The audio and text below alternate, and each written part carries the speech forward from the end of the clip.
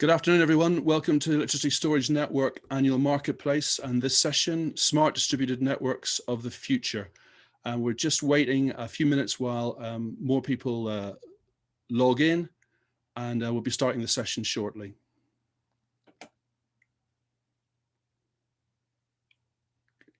In the meantime, as you log in, if you want to use the chat function and introduce yourself, say hello, tell us where you're from and maybe what the weather's like, that would be great, and we can get a feel for the number of people joining.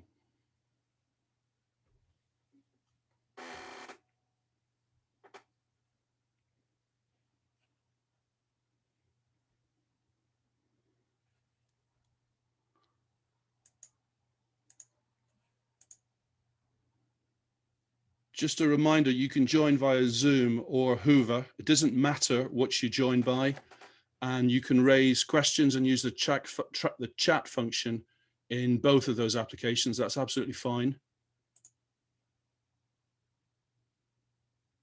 I can see we've got 28 people joined so far on Zoom, so we've got a minute or two to go. Hello, David in Cambridge.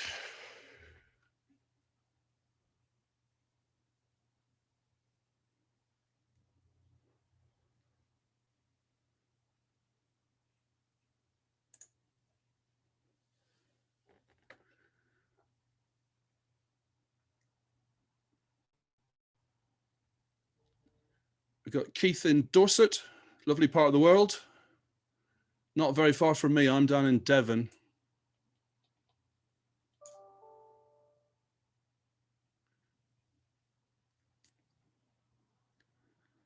So I've been challenged to come up with a storage joke to fill in the time.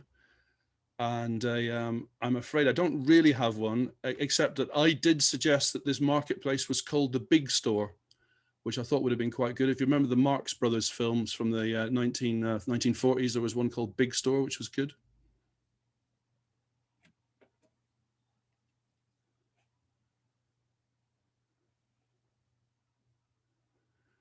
Okay, so we've got over 100 on the Hoover application. I think that's how you pronounce it. And we've got 40, 50 on coming up on Zoom. So I think we'll leave it another minute or 30 seconds and then we'll start.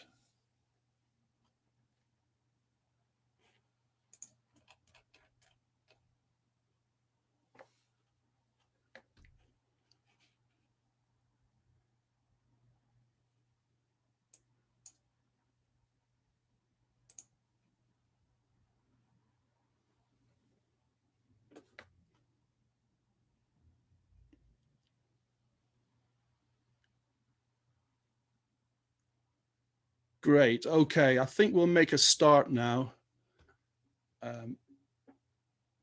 Great.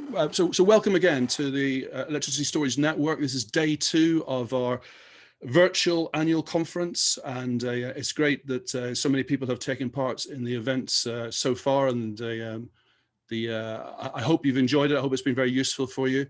My name is Johnny Gowdy. I'm a director here at Regen, and for those of you that may not be familiar with the Electricity Storage Network, it's essentially a network of organizations and companies whose interest is in the storage of electricity and the technology that goes around that, and developing business models more generally to support flexibility on our networks. And I'd like to thank right at the outset our sponsors for this event, without whom we couldn't do this, to be perfectly frank. I mean, it's been a real challenge this year, obviously, with COVID and the lockdown situation. So a big thank you to Fluence, Swan Barton, Road Taylor, and Schneider Electric. And you know, as I said, it's great to be able to put on this conference and get it out to so many people, and we couldn't do that without our sponsors. Just a reminder for those of you joining the event, if you're on Zoom or on Hoover, it doesn't really matter which application you're using. You can use the chat function, which I'm sure you're all familiar with by now. And if you want to put a question to the panel, then use the Q&A function. I mean, we've set this up as a debate rather than a Q&A session, but if there's some interesting questions coming through from the audience, then we'll certainly try to pull those through, and it's good to get those questions anyway. I'm joined today by a panel who are all pretty much at the front end of the development of smart energy solutions and taking us forward into a new low carbon energy system. So from Road Knight Taylor, we have Catherine Cleary, who is a grid connection specialist, and her organization is helping clients get the best deal and the best connections they can, whether they are demand customers, generation, and indeed storage and flexibility providers. From SP Energy Networks, we've got Graham Campbell, who's the head of distribution system operations, and he's been one of the kind of leaders, thought leaders, I would say, and passionate as well about the role that networks can play in the development of our new energy system. And I've certainly been involved in a lot of the actual practical deployment of new business models, new technologies within the networks. Then from Flexitricity, we have Claire Addison, who I think a lot of you may know, who's head of regulation at Flexitricity. And they've been championing the role that can be played by flexibility and helping their customers provide flexibility services, whether it's demand side response or energy storage. So three practitioners in the industry, three people at the leading edge of what's happening, and perhaps with a different perspective and a different view about smart energy systems and the role that networks can play. In a moment, I'll ask the panelists to introduce themselves and say a few words of introduction, but if I could just sort of set the scene a little bit. In previous sessions on this conference, we've talked broadly about flexibility and storage and how the energy system operates. For this session, we're going to drop down a little bit in terms of detail and focus more on the distribution network. So if I was to define it in terms of network assets, we're talking about, you know, the bulk supply points, the primary substations, which are in a high voltage network, down to the low voltage secondary distribution substations, the sort of transformers you might see at the end of your street or mounted on a pole, and the feeders that take power to final customers, whether it be commercial, industrial, or domestic customers, for example. So an absolutely vital part of the overall network, both in terms of energy security, both in terms of supply, but also enabling generators, enabling flexibility providers and new users of the system to actually have a route to market. So it's a very important part of the overall industry. The theme of the debate is about how do we build a smarter distribution network for the future. So we perhaps look at how far we've come in that journey. I mean, it's been around for a while, this idea of smart, flexible energy system, the direction of travel, and perhaps identifying some of the enablers and barriers that the industry currently faces. I know there's a lot of common ground about what the objectives are of a smart energy system, and I think there's certainly a kind of common thoughts about how it should operate, but there are some quite different views about how we best utilize flexibility and perhaps the interplay between non-network solutions and investment in network assets. And I know from the panel that we'll probably get some different views coming forward, which I think is all very useful. I'm hoping that those differences of approach, if not necessarily objectives, will be enlightening. We'll perhaps also reflect a little bit about why do we need a smarter energy system or a smarter distribution network. I don't need to tell this audience that we're going through a period of intense transition and transformation. When we think about net zero, when we think about what we expect over the next few years in terms of a massive shift in energy consumption away from fossil fuels and onto the electricity networks as we provide newer high value services for transport, for example, or electrification of heat.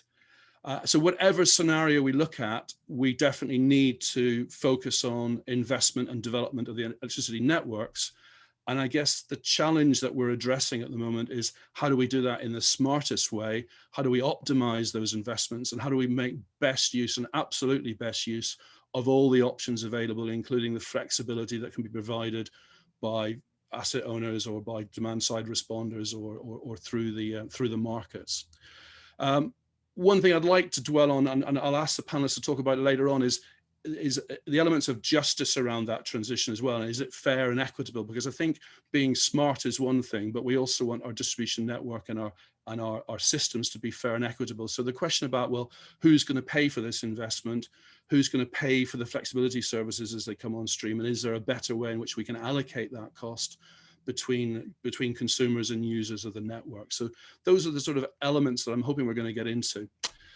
So without further ado, if I can just introduce our first panelist and ask him to say a few words. If I can introduce Graham. Good afternoon, Graham, head of DSO at SP Energy Networks. And I know that you've been giving a lot of thought to this transition and have been quite passionate about the role that networks can play. Can you give us a sense of where Scottish Power Energy Networks is in that journey, and perhaps highlight a few of the recent initiatives that you've brought into play? Sure, Johnny. So firstly, let me say thank you to yourself and the team for giving me the opportunity to take part in the debate this afternoon, and welcome to everyone who has joined us. And I hope you find this useful and thought-provoking, if nothing else. So as Johnny says, my name is Graham Campbell. I'm head of distribution system operations at SP Energy Networks, and my role is principally around how we transition who we are today in terms of managing a distribution energy system into what it needs to become in the future, to take account of a forecast 1.5 million electric vehicles coming online within our patch within the next 10 years, up to 1 million heat pumps or alternative sources of heat, and something in the region of 6 to 8 gigawatts of renewable energy connecting to the distribution system in our network areas between now and 2030. So net zero is a huge target for us all, but in order to get there, those stats I've just communicated are only part of the journey, and the transition that we need to go through is massive. So in terms of some of the things that we are doing, Johnny, we see flexibility as playing a critical role in that journey. And flexibility, I assume most people know what it is, but it's effectively this concept of users of the electricity system doing different things at different times to try and avoid peaks, or indeed to help the system at various times of need.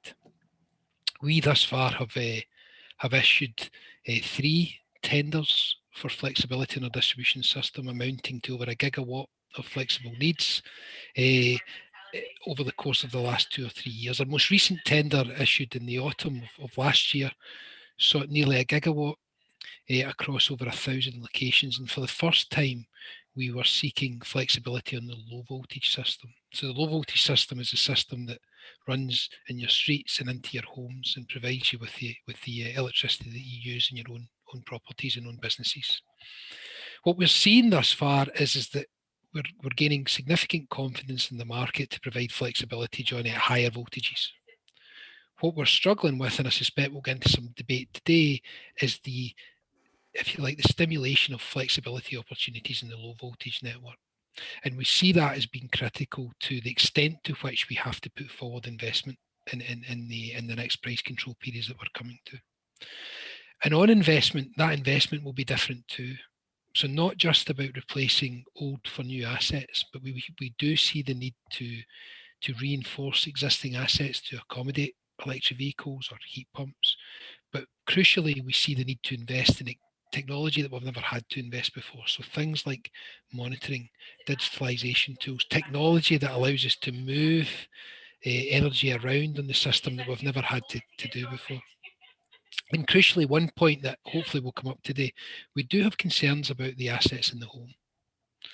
You only have to add an electric vehicle and a heat pump to a domestic property today to really start to stress the assets that have served that property well for the last 10, 20, 30, 40, in some cases 60 or 70 years.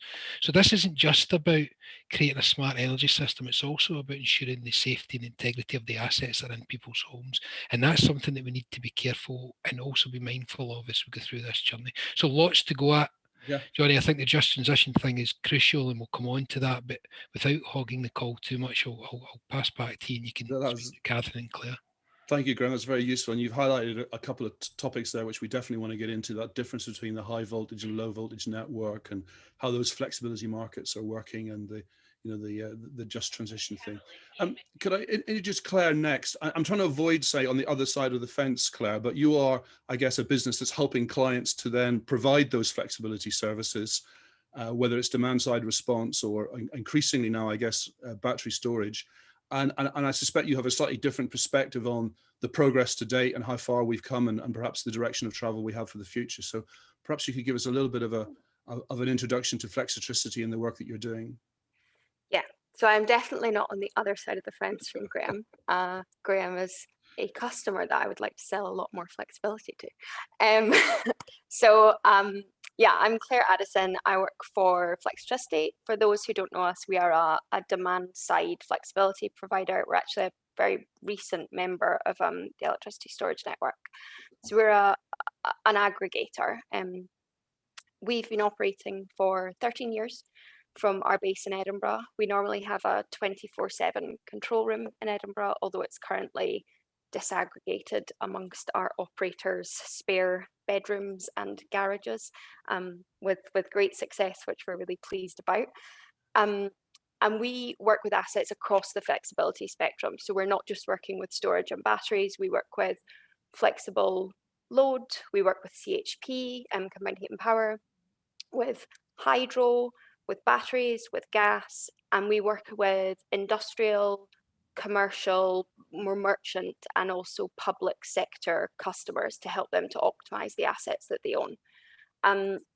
As well as those sort of more traditional customer types, we are in earlier stage commercial projects working with EV drivers in a DNO flexibility trial, and that's not a fleet, that's individual EV owners. And we're also working on a project to help bring much smaller non-domestic load into flexibility markets. So things like gyms and really small UV lit farms. We are a supplier for very niche customers for whom electricity is a really fundamental component of their business, like battery energy storage owners and like commercial greenhouse growers. Yeah. And we, last April, were the first virtual lead party, which is a new party type, to bring assets into the balancing mechanism through the new VLP route. And what we brought in was 2 batteries, one behind the meter and one in front of the meter, on different sites belonging to a food distribution company in North Devon. And one of the batteries actually is in an active network management zone, which I imagine we'll be talking about later. And we're at Flexitricity, we're very bullish about the importance of local flexibility markets. We've been trying as hard as we can to get involved in the different types of flex that's currently available. We think that needs to ramp up significantly in a very short period of time in order to meet the net zero milestones that we have, but also because there's a sort of, if you build it, they will come. If you keep repeating predictable rolling procurements, then you will get liquidity in the market, and we don't think that you're going to get that until the markets are there and feel really predictable for customers. So, yeah. Okay, thanks very much, Claire, for that. Again, quite a lot to touch on there, and we'll come back to some of those points. It's interesting. I hadn't really thought about it, but Graham has expressed a kind of a buyer's concern that the market isn't quite there, and you're expressing a supplier's kind of optimism that yes, it will come and it can be built, which is great. Catherine, from Road Knight Taylor, you've got again a third perspective, I guess, in terms of helping your customers to get the best deal from network connections, and I'm quite interested to know, to what extent is this new world of storage, flexibility, and smarter solutions really changing your business and the sort of offers that you're able to negotiate with your network partners? Thanks very much, Johnny. Hi, everyone. I'm Catherine Cleary from Road Knight Taylor, and I'm a grid connection specialist with a sort of background in power systems engineering and network design. So I help our clients, who could be large-scale renewable energy or storage developers, down to kind of existing industrial demand connected users, perhaps EV charging users, get connected to the network. So we're fundamentally interested in the role that flexibility has to provide in removing barriers to connections. And I think we see that as really, really important, and we've made so much progress. I think it's worth recognizing in the last sort of 6 years or so towards that kind of business as usual approach to flexible connections. But I think what we see increasingly is that it's not a level playing field. So across GB, we have a number of different licensed DNOs. We don't see the uptake of flexible connection solutions, as well as then the ongoing flexibility markets that might come with those. And we don't see those being rolled out at the same speed across different network operators. We don't see the same sort of approaches, perhaps, in terms of kind of key assumptions. And that's making it harder than it needs to be, I think, for people to actually sort of get comfortable with a flexible connection methodology, and also see how that might impact their long-term established connection arrangements. So I think my key points I want to sort of have a bit of a dig into today are how do we level that playing field, get everyone up to speed with the progress which has been made by particular network operators in particular areas, and essentially I think also bring inside this idea of demand flexibility. So in connections, there's been a lot of focus on flexible generation connections. So whether that's active network management, in order to connect additional constrained generators onto the network, or whether that's in terms of generation which is already connected and offering flexibility services. And I think we want to see some of that progress which has been made in the generation side actually rolled out onto demand as well. And I think that will really help the storage market. And the other thing I think is that we want to make sure, I think in the last year, possibly 2 years, there've been some quite high profile policy changes with particular network operators that I'll talk about in a bit more detail. SSE have just sort of had a bit of a shift in policy on fibre connections, which is partly coming from the challenges they are facing in having a much more agile, active network, but it's potentially placing sort of disproportionate burdens on connecting customers. So making sure that those connection solutions which are provided are proportionate, and that we're not sort of, actually kind of defeating the object of trying to get more people onto the network by putting in place things which are just far too costly for people to accept upfront. Okay, thanks very much, Catherine. Perhaps if we could simplify our conversation a little bit, we talk about flexibility markets and we'll talk about flexible connections, and maybe we could, I know that they're linked and connected, but maybe we could talk about those in order, first of all.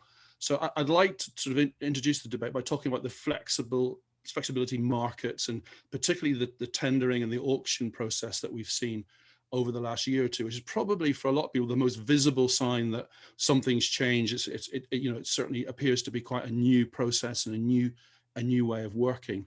And Graham, if I could maybe ask you to sort of kick off that discussion. As I said, this looks like quite a radical new approach, and I just want to press a little bit about how radical is that for the networks? Are we talking about a completely new way of thinking, a new way of managing the network, or perhaps we're looking at a transitional step where what we're really doing here is deferring investment decisions and using flexibility as a means of sort of buying optionality and time, hence why the flexibility contracts we're seeing are quite short term and maybe very, very locational specific. And is that a sign of things to come, or do you think this is a stepping stone towards a completely new way of working, Graham? I mean, that's an excellent question, Johnny. I think, if only I had a crystal ball, I guess. I think it's fair to say that today flexibility markets are being used to try and defer investment. So to try and create a better understanding of the extent to which we will need to invest to make the right decisions in the best interests of consumers, and use flexibility to try and create that optionality. I don't necessarily see that, however, being a long-term use of flexibility. I certainly think as we go through the transition to net zero and we see much higher uptakes of various different technologies domestically and commercially, then flexibility becomes not only a market to service or defer investment, but a market to keep the lights on from one day to the next. Because the reality is that even with the extent to which we might need to invest, we simply won't be able to keep pace with the change and the increase in demand that we expect to see. So flexibility and flexible solutions in the way in which we manage the network will become part and parcel of what we do on a day-to-day basis. And the estimate that I have, and in many aspects could be conservative, is that by the end of 2030, that could amount to tens, potentially £100 million a year in our networks. And at that point, Graham, do we move away from sort of set piece auctions, periodic, tendering processes, to a much more fluid and dynamic system where you are, acquiring and purchasing flexibility services to manage your network operation? I think so, Johnny, yes.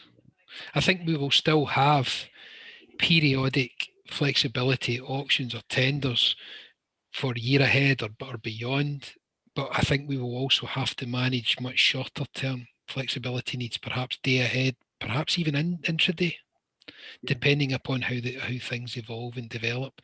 And remember that an awful lot of this will be subject to policy decisions that are taken on the rollout of EV cars, the rollout of, whether it's hydrogen or electrification for bulkier forms of transport, whether indeed it's heat pumps or alternative forms of heat, even if it's district heating solutions, there still tends to be electricity needs required to support that.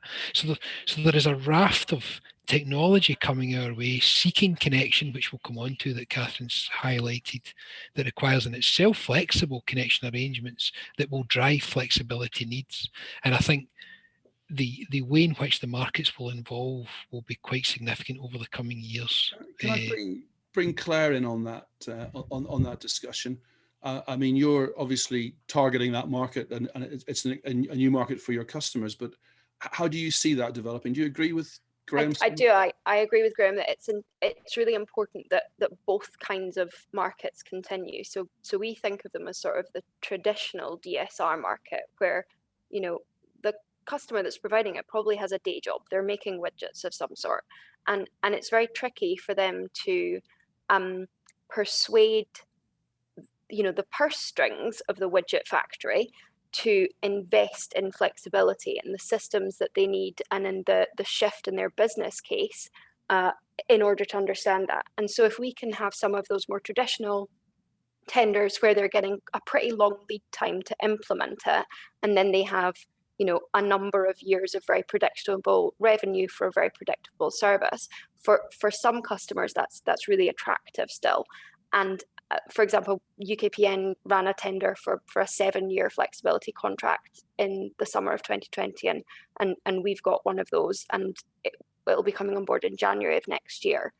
It's important that they stay, because that is the only way that some customers are going to engage, and it gives you a sort of foundational understanding of who you can rely on because you're paying for it. And then I think what we need to have more of, and a lot more granularity of in the different services, is that sort of optimizationable flexibility. So it's operating in a far more merchant manner, and that might be batteries, it might be other forms of flexibility, it might be load drop, but what's really important is that we think of these as ad hoc megawatts for ad hoc markets. So somebody might not know what they're going to be doing that night or on Tuesday, but they can shape their behavior around it once they understand that they're operating in real time. So we think that WPD's Intraflex trial has been a really nice way of proving out that concept. We took part in the phase 1 with a gas CHP.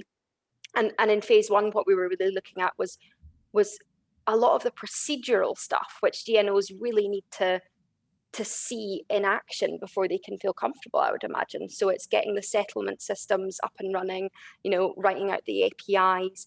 And now what we're doing in phase 2, which is kicking off in the April, is we're bringing on a lot of different types of customers, including individual EV customers, who will be able to take part in that. And they'll be taking the artificial cap off. So we'll be able to see more about like the kind of prices and the kind of volumes that come forward. So to make sure this is a cost-effective solution. And if it is, which we hope it is, then that seems to be a pretty good model to me to roll out across DNOs. So you're seeing that standardization of at least that one service across the DNOs.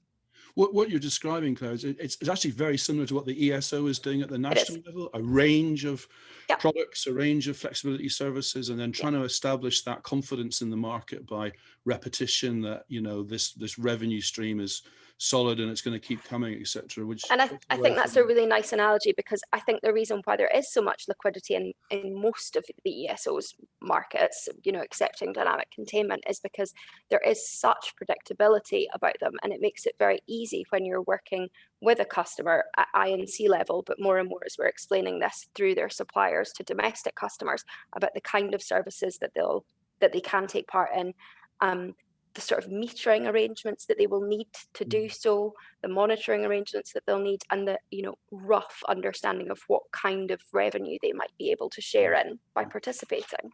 We've engaged with a lot of community energy groups, for example, who are, you know, interested in this area. And I think you said the expression postcode lottery. It depends a lot where you are. It's short term, and the revenue's not as apparent as perhaps in other marketplaces. So that's something that needs to develop. Catherine, Road Night Taylor, are you actually advising companies that are offering these services at the moment? And does this have an impact on grid connections?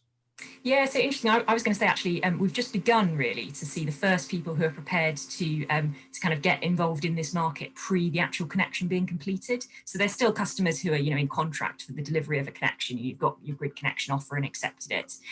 But as Claire mentioned, that recent set of UKPN tenders. So there's one which is running, about to open in January, and that's got an amazing combination package. So they are looking for the same areas. They are looking for both the dynamic service sort of definition, which is, and we are beginning to see standardized terms. So that's an open networks definition. So dynamic means the same thing regardless of which DNO area you're in, which I think is a great step, as well as sort of secure services. And we're seeing clients who are building things like electric vehicle charging hubs, who are bidding in for those potentially, you know, 7-year length contracts, but actually they're able to bid in on a dynamic basis, which means that they can baseline themselves, you know, based on what they're going to be doing in 5 years' time. Because the idea of having, you know, an electric forecourt or something where you don't know what's, you know, what the Tuesday evening rush hour charging pattern is going to predictably look like in 2024,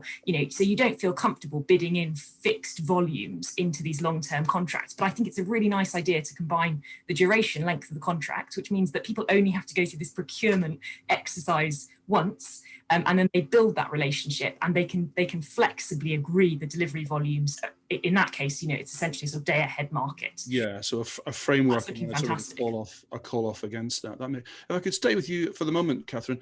So on the one hand, we've got flexibility, markets and services, and then we were talking previously about flexible connections and active network management. I guess 3 or 4 years ago was kind of been held up as, you know, the latest thinking about how networks can offer more attractive connections and also get more capacity connected.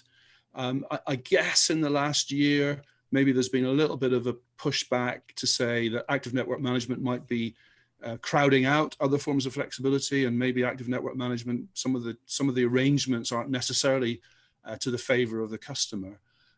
How do you see that market developing? Are you seeing changes afoot about how active network management is used, or the coverage of active network management?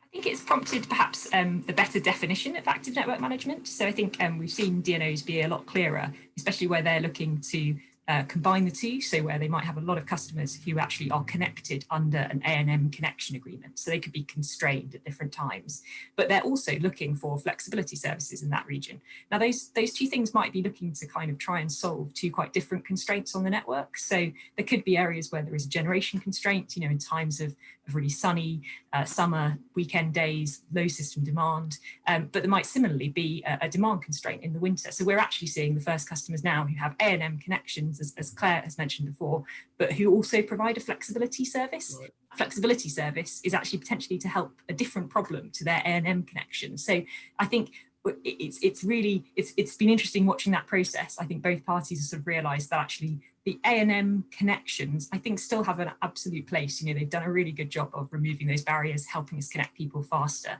But if we can be incredibly specific about what that A&M constraint is on that particular connection, then there's nothing that stops that party offering really valuable, flexible services at times when they're not constrained. Graham, could I come to you? Do you agree with that? Are you seeing that sort of alignment between A&M and flexibility services, and specifically, what are you doing to encourage that? So I am firstly a huge supporter of what is known as A&M. We don't necessarily see it like that anymore. We see it as a flexible connection arrangement that allows customers to connect to the system that otherwise might not be able to. And we've got examples of schemes like that, particularly in our Scotland area, and we are also developing similar schemes in our North Wales area.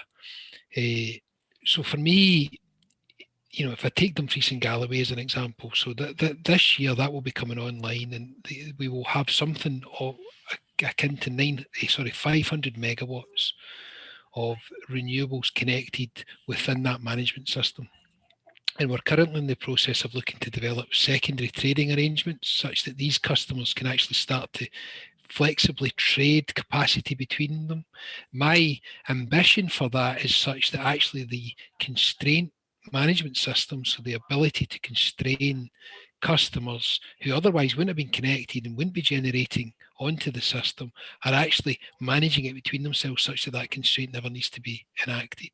And it also starts to send signals out to the market to encourage demand into the area that might otherwise be able to use what would be constrained flexibly in terms of demand arrangements, whether it be storage, heat solutions, such as Kenny, I see, has talked about in one of the questions and answers, that allows a much more dynamic ecosystem locally that starts to service both demand and generation whilst managing perhaps wider constraints in the transmission system. I mean, only in Scotland, Johnny, the vast majority of the grid supply points, so the interface between our system and the transmission system, export from one day to the next. So the grid supply points and the customers that sit below them are in themselves power stations. Great. What about that point that Catherine raised about the speed of rollout and the consistency with which these solutions are offered? I mean, are you seeing that across your networks? And is that due to the physical constraints of the network, or is it something softer than that, which is just this is a process and it hasn't quite been rolled out? So it's not quite fully embedded in the business as usual. So I think Catherine's comments are really fair, actually. I think it's true that there are differences between network operators and the extent to which flexible connection arrangements have been utilised. But I think it's also true to say that the issues that each network company are facing are quite different. So, for example, in the south of England, there's lots of solar connections. Solar connections, by their very nature, are quite predictable, whereas in the north of the country, it's much more like wind. And wind places, whilst quite predictable by its very nature, with the history and the understanding we have of the wind, the way in which it interacts with the system is very, very different. And the extent to which some of these flexible connection arrangements have been rolled out, I think, is not just due to some of the complexities that Catherine has talked about, but equally some of the issues that we face. And this is perhaps not for today, but some of the concerns I have about Ofgem and policymakers' insistence about having common scenarios across network companies, because they are very different. And the situations that we find and the way in which we transition to net zero will be very different. And therefore, it's important that we recognise that in the way in which we invest in the system. I could just move us on. Claire, did you want to come in on the active network management point? Yeah, I guess just responding to Graham, I think it's important that as we move into more standardized flexibility services, it's important for everyone to understand how those flexibility services interact with constraint management zones. So on PICLO, for example, when you put in everything and see if you'll win, the postcode lottery with the sites that you've got, if any of the sites that you have fall into a CMZ with an active flexibility tender, what's really nice is that you can click on it and it will reveal the details of the service that the site can or cannot tender for. And so I'm not saying everyone use PICLO, because I appreciate, there's other options, but I guess what I'm saying is that having an awareness of, you've got your site details, you've got your flex tender details, and you've got your CMZ details, and making sure that those are holistically layered on top of each other is really helpful for us. And one more thing that I would say on something we like about the development of ANMs and CMZs is ESO just said that dynamic containment ready sites that are in an ANM will potentially be able to still participate in dynamic containment, which is a very exacting service at the discretion of grid. And so they've sort of said, if there's I think there can be like a 0.01% decrease in availability, and it needs to be verified by the DNO. But that kind of willingness to not take a blanket approach is really welcome, so as not to exclude assets from being able to access a really high value service. Great. Graham, did you had a point to come back on there? And I'd like to move us on then if we can. Yeah, just briefly, Johnny, sorry. It was really just to say I couldn't agree with Claire anymore, to be honest. I think that coordination point, that visibility, the signposting of what can and can't happen in any particular area is a crucial part of how we develop these markets going forward. Right down from domestic level all the way through to ESO markets. And I think where that's going to be really important, and we haven't spoken about these at all, is heat networks. I worry sometimes a lot of the financials of heat networks are predicated on an assumption that they're going to be able to do a lot of flexibility, and I haven't seen all that many maps overlaying potential heat networks and where they're the best solution to decarbonising heat, and where we are with CMZs. Yeah, I'd agree with that. And I think local area energy planning is a bit of a buzzword at the moment, but that's exactly what we need in order to map out those new energy requirements and the network constraints. I'd like to move us on to that conversation that we started to talk about right at the beginning, which is there a difference in approach between the high voltage network, and by that I mean, let's say 11 kV primaries and above, and the very low voltage network, which is the final yards, if you like, from the transformer and the feeder to your homes and to your commercial industrial businesses. So Graham, if I could ask you to kick that off by perhaps just articulating, and we're running out of time, I'm afraid, so maybe briefly, what is the problem from a network perspective, and why do you think flexibility at that very low level may not provide the answer, and therefore may require a different solution? So yeah, we could talk all evening about some of these matters, Johnny, couldn't we? To try and keep this brief, so at the higher voltages, what becomes more available is the liquidity that we can get in terms of the flexibility market. So there are a number of different players who are not necessarily, X marks the spot in terms of where the constraint is, but can participate in the alleviation of that constraint. What puzzles me with the lower voltage networks, with the the very networks that feed domestic properties in homes and businesses, is the fact that wherever the constraint exists, the flexibility needed to service that constraint has to be where the constraint is. Low voltage networks are by their very nature very localized, one street to the next street, and the constraints in which we see on those networks can be very different from one street to the next street. So I struggle a little bit with how we can get the liquidity such that we drive the right price for the customer without necessarily being held to account on the cost of that flexibility to service the constraint.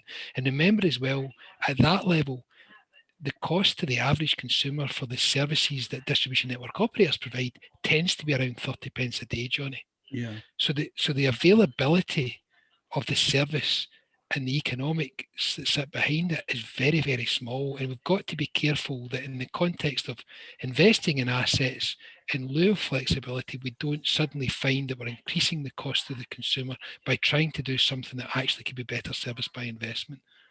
Okay. That said, very quickly, Johnny, we will need flexibility in the low voltage service because we simply will not be able to keep pace with the scale of change.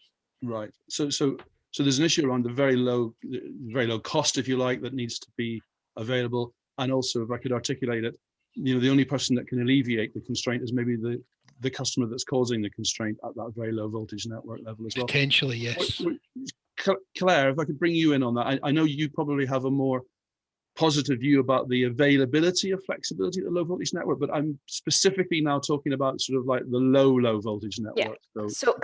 So a few things. The first thing is we have so little evidence on this, really sound evidence to point to, and I think that it's really important that we get that as quickly as possible. And fundamentally, the best way to get it is to do it. I think that we can probably all agree that tipping point that we are definitely going to come to with EVs and heat pumps on the system is not going to happen this year, and I don't think it's going to happen next year either. So we have a bit of time to play with. And I think I am not a consumer facing brand. My parents could barely tell you what I do for a living, you know, never mind the average person on the street. And so we need to be working in a really coordinated fashion with consumer facing brands, whether that's suppliers, citizens advice, EV charge point installers, EV leasers, heat pump installers. We need to be working with them in a coordinated fashion so that we have a sort of flex agreement, so that the flex is business as usual. I'm not entirely sure that it should be an option for consumers to put in these, you know, flexible assets and then use them in a really dumb fashion, because that is going to cause problems for their neighbors and you know, for everyone who's paying for it. So I think what's really important is that we are working with EV charge point manufacturers in active trials. We've gone public with the fact that we're preparing to bring EVs into the BM in the summer. We're working with heat pump installers to bring them into a variety of local and BM level services in sometimes with and sometimes without coordination with the suppliers. We think there are ways of doing it, but what makes it really hard right now is it's not really worth it financially. We're doing it, you know, to prove the point. And that 30 pence per day in value that Graham mentioned might not sound like much to us, but I don't really understand the drivers of why some consumers will be doing this. Maybe they'll be doing it to be green. Maybe they'll be doing it, you know, to avoid network build out around them. Maybe they'll be doing it because 30 pence does seem like quite a lot to them, and they're part of a local authority scheme that's put in heat pumps, for example. And so I think that there are going to be a variety of business cases, and we just need to spend the next sort of 18 months getting as much real world evidence of how consumers react to this. Well, a couple of things. I think I agree with that, and I think we're talking about a much more mixed approach. Basically, there's a lot more different options out there. I mean, you did say at one point there, you know, people maybe shouldn't be allowed to do dumb things. So is there at some point, in extremis, is there a need for a fallback where it's managed, it's controlled, it's limited in some way?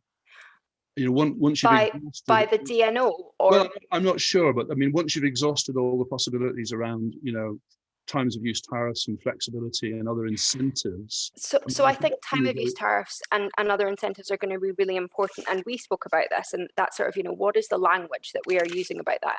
And you sort of said, like, is that the implicit stuff? It's going to be the supplier-led stuff that the consumer can understand and do themselves. And that will get us some of the way there. I have concerns about herding. Yeah. If you have time of use tariffs, they're going to need to be really local, really granular, and really well communicated to avoid new problems that we're causing. But then I think in addition to those things, you need more, you know, closer to real-time flexibility. That's probably Catapult's wording for it was what did they say? They basically said you hand over control. So the customer sets the parameters for what they need. I need my EV charged by 7 o'clock in the morning. I need my house to be 19 degrees when I get home at 5. And then within those parameters and the time of use, it's up to flexibility providers to flex around that to provide the closer, spikier flexibility. So you might have the kind of sustain H, you know, vanilla blocks, and then you add on top of that. Okay, so that herding issue, or, you know, perhaps conflicting signals coming through, could be something that we have to deal with, where, you know, at a national level or even at a regional level, there's a signal to say, you know, now's a good time to charge, the price is low, or perhaps at a national level we require balancing services. But at that very local level, you know, literally if 5 or 6 EVs charge at the same time for most of the low voltage transformers, that will.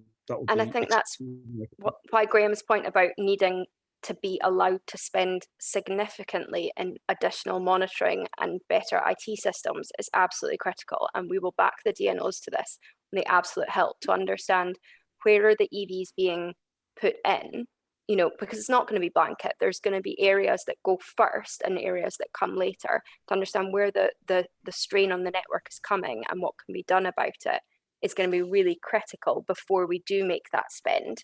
And so the buying time through flexibility, hopefully some of what we should be using that time for is to put in really great monitoring. Great. I'll come back to Graham and then Catherine. Graham, did you have a point on that? Just quickly, just so for some context, so we are really keen to develop that evidence that Claire has talked about. I mean, we tendered for flexibility in the low voltage system across 1,000 locations for 5-year contracts between 2023 and 2028, and we received liquidity on 23 of those 1,000 locations. So there is a need to try and develop the evidence that says, can this happen or can that not happen? So we're really up for doing that. But the point about herding, the point about coordination, I have a worry that suppliers will service other markets, and in fact, the unintended consequence of such is that they create a constraint that otherwise wouldn't have been there by doing so.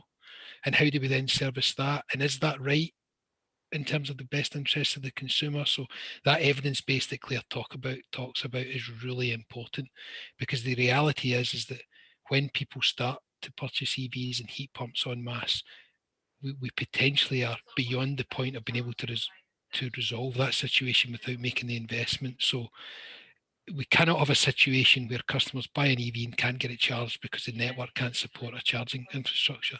And that is a real risk for us as an industry. And I think for me, all of us will have failed if we get to that. Good.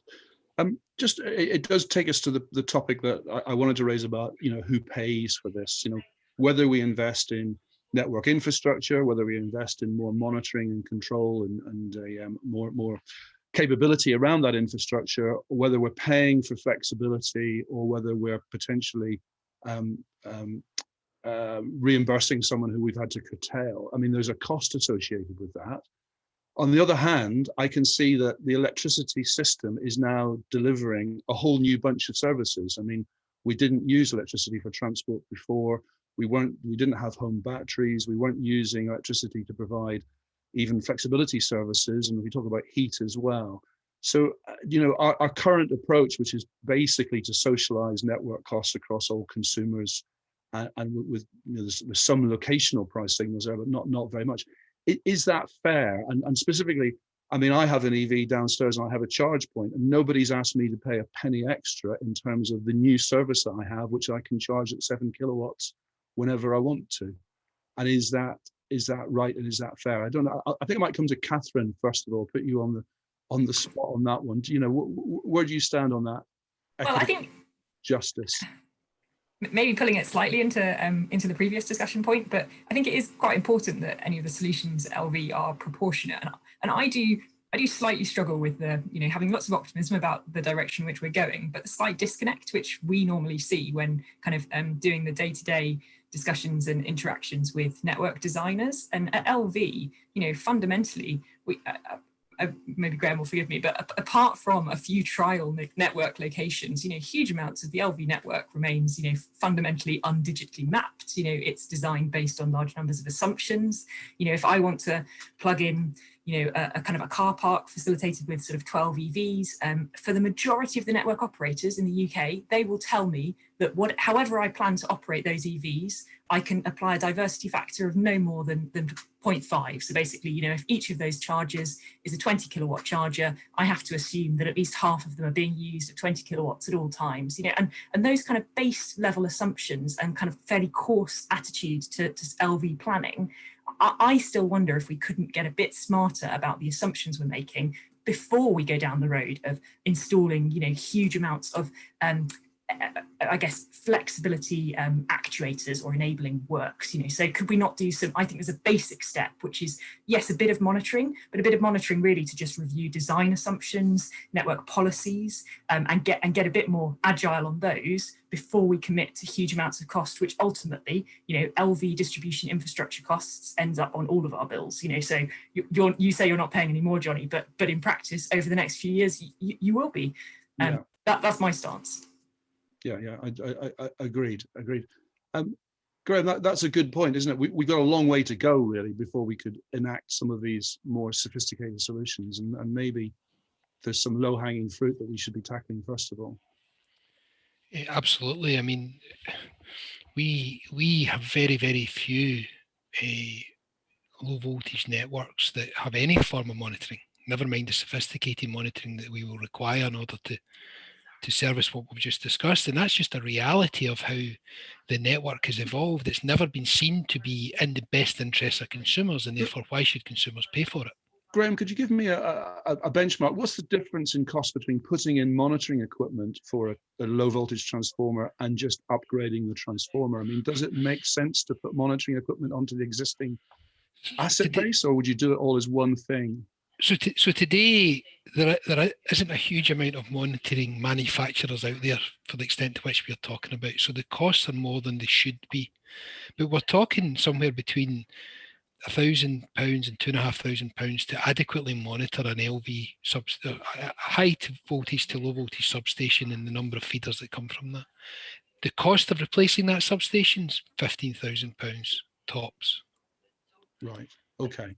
So I mean, that's the sort of engineering solution for it. You know, there's an argument that we can do this through data in other ways. Through, you know, at the moment you need a megawatt in an asset to put it onto the registers, and you know, should we be talking to flexible asset OEMs so that whenever they install a heat pump or an EV charge point, it goes on the sort of registers that Flexer are looking at, for example, so that we have a granular understanding of what's on the network? Absolutely, Claire, but the reality is that they don't tell us. I mean, I found out a few weeks ago that there's 500 heat pumps installed in an area of Edinburgh. I knew nothing about it. It's never been, despite the fact that it's part of the common connection agreement that everyone signs up to as a domestic customer. I mean, for example, if you install an electric shower in your house, you're supposed to tell your local DNO, but nobody does. And that's unfortunately a sad reality of where we are in the industry. People still have solar panels installed on their roofs that we don't know about. So I agree with you. Data is a huge part to play in this. You know, I chair the ENA data working group because I am passionate about the value that data can bring to the energy system. But it needs to be on both sides. It can't just be about network companies providing the data. It also needs to be about those flexible assets being open and honest about what they have, where they have it, and what they can do with it. But the reality is, Claire, you know that the value to the individual or to the aggregator is in having that data. Mm-hmm. If that data becomes publicly available, that value is gone in many respects. So there is a lot of things that we need to do around data and digitalization. To try and alleviate some of the challenges that we are. And Catherine's quite right. Some of the assumptions that we make from a design perspective are archaic. But I'll tell you this right now. See, as soon as we make a mistake and we put voltage out with normal limits to 1,000 properties and it costs them all £10,000 because their TVs pops and their cookers go, that all of a sudden is a much bigger issue for a network company than using a 0.5% diversity factor on a 20 kilowatt charger. I don't disagree that that's an appropriate precautionary principle for the networks to take, but I think that there is a holistic UK desire to reach net zero, and we have a very clear energy white paper saying things need to change. There needs to be a rapid scale up, and I do think that the time is now essentially to push for these things. And you know, there's a question on here about how do we make sure that aggregators sort of act honestly, and I think that it is important that everyone that's going to be touching domestic consumers, you know, maybe needs to have a bit of a step up. And that includes, if you're putting a heat pump in, then you do need to fill out the paperwork and, you know, get them onto the database. The DVLA must know of all the electric vehicles that have been sold in the UK, but we can't get at that data because it's GDPR requirement. And there's all sorts of real situations that we need to face, that we need to as a country, either alleviate or recognise that there are barriers to achieving the things that you want to achieve and I want to achieve. So working together, building the evidence, going through the use cases and seeing what can be achieved is essential and quickly. And I think we are trying to do that as an industry, not just as a network operator, but it isn't easy for all the reasons we've talked about. Guys, this is a fascinating discussion. I just regret now that we don't have another half hour or so. We're coming towards the end of the session. In fact, it seems to have flown by. What I was going to do at the end there, and I think maybe we've begun that process, is just to highlight, you know, what are the key things that we need if we really want to make this actually happen and to land this as a new set of solutions. And we've talked there about data, and I mean that's absolutely fundamental and I know that myself from the work that we do, and I can see that writ large. I'm smiling slightly about what would happen if somebody rang up a network to say that they'd installed a new shower, and which department would they be put through to. That would be quite good. But in theory, you're right, that's what should be happening. And clearly with heat pumps and EVs, that's not happening at the moment. What else do we need to happen? Is it, I mean, I suggest just maybe one thing from each of you, whether it's regulation, whether it's changes in business processes, new commercial models, maybe it's the softer issues around just people and understanding and training and new capabilities. So perhaps, Catherine, could it come to you first about, what would you be looking for as something that would really unlock this area of a smart energy system? I think I'm going to pick the easy one, which is the softer stuff, because I think there are some easy wins there in terms of sort of lessons learned. We say it a lot, don't we, about the rollout of innovation and strategies into sort of business as usual. But I think we're at a point now where, Graham's team are probably, some of the sort of absolute experts in terms of managing, exporting GSPs, that interaction with National Grid, that scale of A&M, UK Power Networks got some amazing stuff going on with this long-term flexibility, dynamic stuff, right down to LV level. WPG, I think actually pooling those absolute expertises and beginning to say, not just, you get some brownie points for actually kind of making an effort to disseminate innovation, but that the minimum bar is that network operators going into ED2 should be looking to roll out the absolute best from each of those points from the different license areas. Great. Thank you very much, Catherine. Claire, what would be on your wish list? I would build on that with one soft thing, which is, I think we need to move forward from that sort of on either side of the fence thinking, and try and work together to investigate commercial solutions, because there's my sort of gung-ho desire to sell into this market, and I think Graham's understandable reticence about what happens if something goes wrong, and we need to work together in a really concrete way. And I think that the sort of new group replacing SSEN's DCP 371 will be a really important forum to look at the current evidence base, work out what we need, work out how we can, get acceptable solutions. Clarify, Claire, that's the group that was talking about whether DNOs could manage in in sort of like in the last ditch scenario, if DNOs could go through the smart meter to flex assets behind the customer's domestic boundary. So this is a sort of new look at what evidence is available, tech is available, because it's been about 3 years since they did the initial scoping, so just to bring it up to date. And that's going to be industry and DNOs, which I think is really important. And the other thing would be, again, Graham mentioned 1,000 substations and they only got liquidity in 23. Run it again after that. We're doing that in the spring, don't worry, Claire, we will do that. If at first you don't succeed, try again. And Graham, what would you ask for, apart from a nice ED2 settlement? So I'm going to say two things, John, if you don't mind. The first is, I think government and regulators need to take a wee bit more risk. Rather than trying to perfect this, let's get it 90% right and the rest will follow. Right? Rather than talking about it, let's start doing it. And the second thing I would ask for, and this is something that I really struggle with in terms of where I see change, is taking a whole systems approach. So we talked about this, Johnny, before. For every EV that someone purchases, they will on average save about £1,000 on fuel costs. But Ofgem will not necessarily see an increase in the consumer bill associated with the infrastructure required to enable that, offset against that saving that consumer will make. And until such times as we recognise that this isn't just about lowering the cost of the electricity bill, it's about lowering the overall cost of the consumer across a whole ecosystem, then we're unfortunately not going to make the progress we are, as far as I am concerned. Yeah, absolutely. And that whole system area is a real hot topic now. I mean, it's writ large in Ofgem's sort of methodology guidelines, or ED2, and really looking to see evidence of that now. And I agree with you, it's not entirely clear exactly where that's coming from and what impact that would have. I'm afraid I'm going to have to wrap up because we're just over on time. I think there's two things I've been told to do right at the end, is obviously thank the speakers very much, and thanks for your time, and really enjoyed that conversation. I think it could have carried on a bit longer. Just to give a little plug for the Electricity Storage Network, as I said at the beginning, we're a membership organization. It's basically the industry networking with itself, and Regen just provides a kind of an admin function or a management function around that. And you can see we've now got a lot of members, and I think most people that are working in this sector. So if you're interested in joining the network, you're very welcome to do that, and you're always welcome to come along to our events and to contribute in other ways. And I think, Hannah, you wanted me to just go through, just put up what's on tomorrow. If you want more, we've got a Leading the Energy Transition interview with the Chief Executive of the Green Finance Institute. We've got a session on markets and revenues.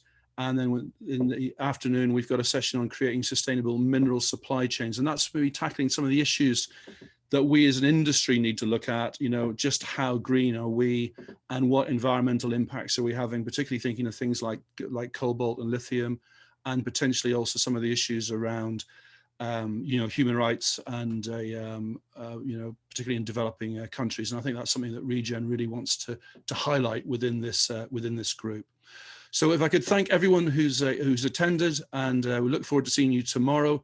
And thanks again to our speakers, and goodbye.